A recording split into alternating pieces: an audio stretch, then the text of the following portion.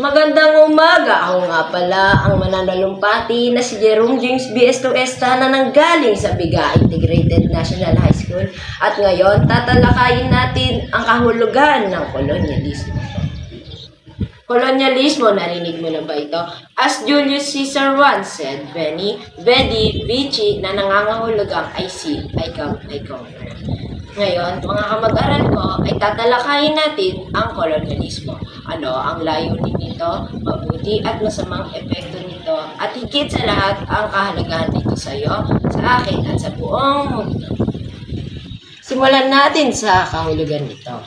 Ang kolonyalismo ay isang sistema kung saan ang sanlibutan ay naaapektuhan.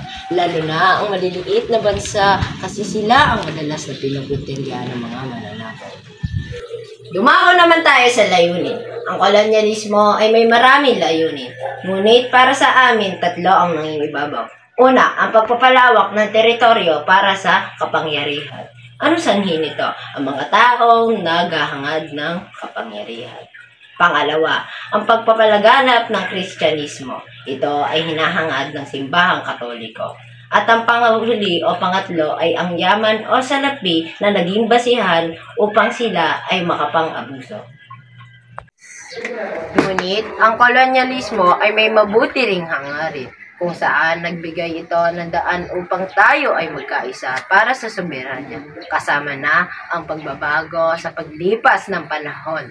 Tayo ay naging moderno kung saan marami ang naimbento, lalo na sa teknolohiya, agrikultura, kasama na ang kalakalan.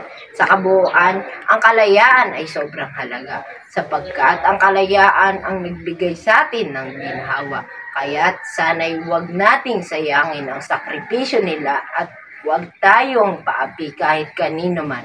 Ating ipaglaban at pahalagahan ang kalayaan.